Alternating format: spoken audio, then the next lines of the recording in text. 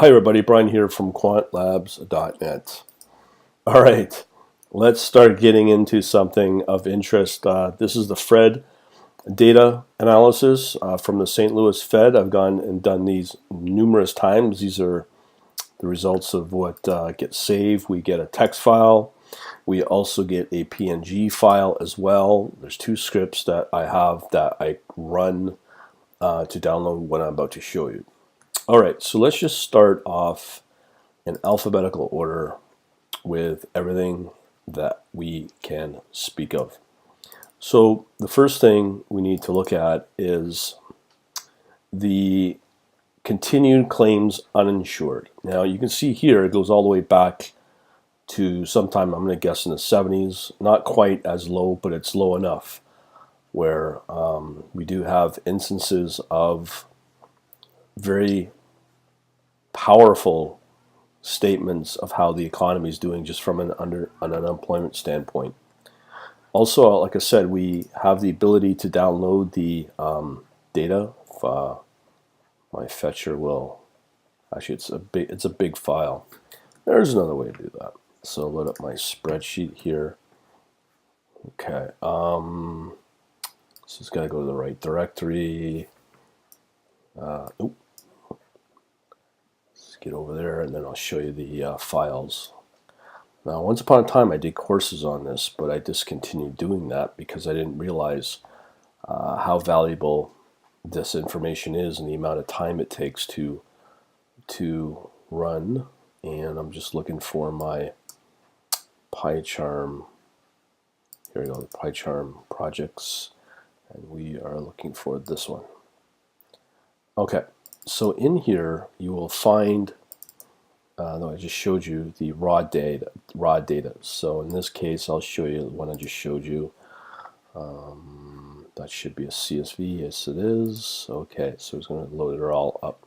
So here's the data, raw data. That is. Let me just see if I can load it up in a spreadsheet instead. Just load that file back up again in a spreadsheet. This one here, the CSV, common separated value, and okay, you know what? I'm not going to worry about it. Yeah, let's not give a rat's ass about that. Okay, so we just showed you the unemployment. Apologies there on the other one. Now, this is an important chart because this is hard, durable goods that are manufactured. You can see it's trending up, which is obviously pretty good. So under Trump, things have radically improved. It's pretty well since the early 90s. It hasn't hit this peak except for this weird anomaly I can never explain. But you can see, I would say pretty close to historical, that new orders for durable goods is very, very strong under Trump. Again, these are numbers that you cannot deny. Also, the GDP continues to grow, which is good. Slight dip there in the 08 financial crisis. Industrial, can't remember the name of this chart here. Industrial production index dipped, came back. So it has been hitting tops, and I personally think that these are really good, healthy cycles to keep the economy going and shake out the weak players and so on and so forth. So it's looking pretty good so far, but again, historically, this could be the top and things could maybe go back down. We don't know, obviously, at this point. So next chart here. This is the industrial production business equipment. I really don't think this is as strong as you'll ever get because starting probably even here or here, a lot of this type of product is basically, let's say, just manufactured elsewhere outside the States, maybe Mexico or Asia. So as long as the demand is there, the trade wars may have very insignificant impact on the U.S. because if production does come back to the U.S., it could be a good thing as long as that demand is maintained. But that's a tough one to to pull off, if you ask me. Production durable consumer goods again. So 2000 and I'm going to say 6, we had that drop, and again, when you look at these run-ups, we just don't know. We're hitting that toppy. Historically, it could just tank. Just depends on the outcome of the production trade wars that are seem to be brewing. Again, industrial product manufacturing. This is from the association, the NAICS. Again, once you hit these peaks, you do see it come off. Like, that's just how it is. Now, in terms of how long Trump can sustain it, it's another question. So it looks good. I mean, there's no doubt about it. But when will that market, when will that come off? We don't know. Production materials. These are the raw input materials that are produced. Again, it's on the up. So if this started to show some form of drop off, then we know that that is an early indicator of the durable production to drop off, because that's an anticipation of demand's not there. But clearly it seems to be there, and if it breaks through that historical, then that is something I think the U.S. market should be pretty happy with. Mining, this one's another one. Again, it is coming back. I guess it's just the old school promises. But the thing is, from my point of view, that's just more the rhetoric of Trump during his campaign to help out coal miners and that sort of thing. So I think that's why it's rising. So again, here, this is from a different source, from pretty well Quandle. No, we don't want that. This is an example of what I was trying to show earlier, a CSV file. So we can get a CSV of everything every month, all the way back in this case to 2001 for the manufacturing customs inventory. So let me just see if we can chart that, which we have a file for. So again, this is a kind of a gobbledygook chart. But the one I would really watch for is this one in sky blue, which is the net of all of these other things. And you can clearly see it is tailing off. So manufacturers are looking forward, the drop off of that demand. So this could be a confirmation of that, because you can see here what clearly happened when things trending down but not crashing down. As in here, it is an indicator of that they anticipate something to happen. And when you also look at the historical here, this is the confusing part. The levels is not as high as it was in 2007. So go figure there. So all this data coming from the Fed is, do we believe it or not? Import, manufacturing, important. Again, manufacturing import index. So manufacturing import of product for manufacturing is dropping again as well. I'm sorry. I'm very well known for.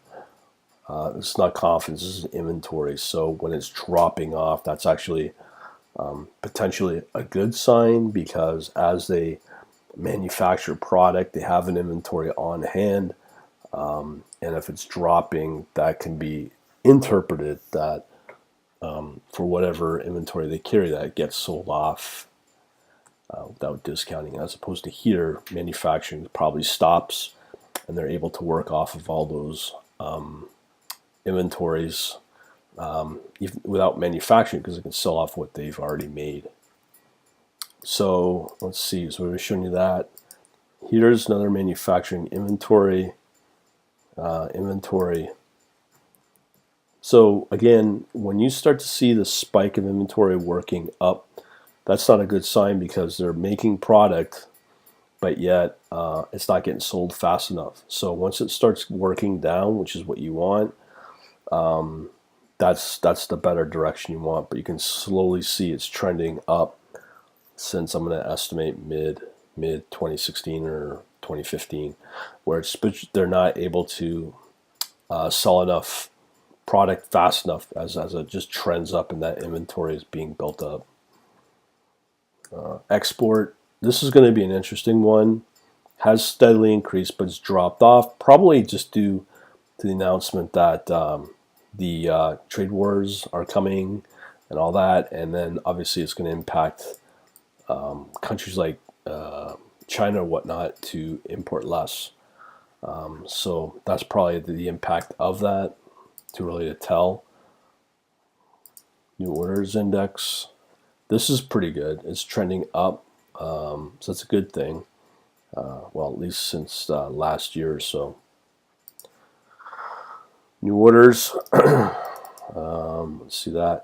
That's peak again. Not quite peak, but again, another raw file.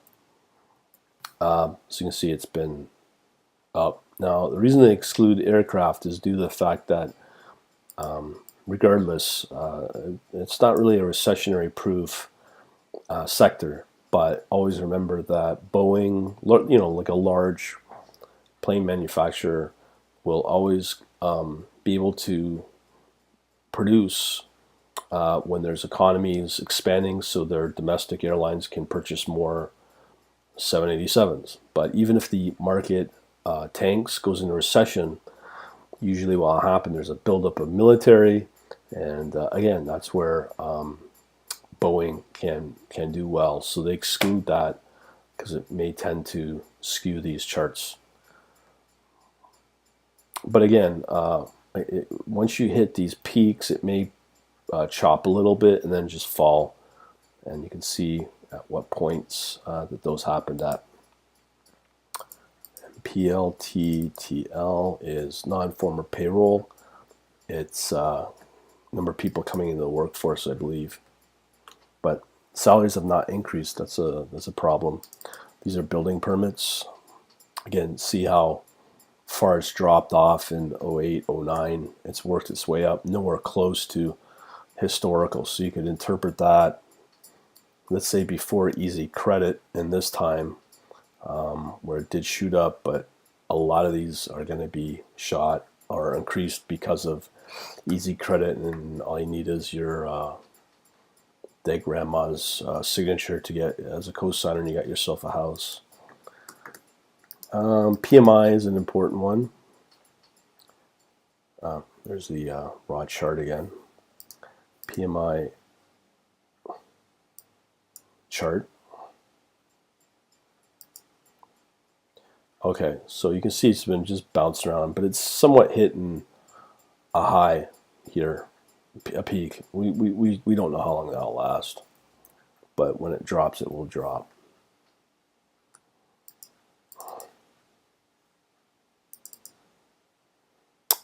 Okay, university consumer sentiment. This is an important one because it's how the consumers feel about themselves, and that will help drive spending. That's how they feel about their job as well, if it's secure or not. I think this is the unemployment rate again. Yeah, so you can see here we've hit lows since the late 60s, and where it's even lower after World War II. But that's pretty strong. And I think that is it for all the charts. Okay, yeah, I believe that's all the charts that you'll be able to see from the Fed. We shall talk to you later.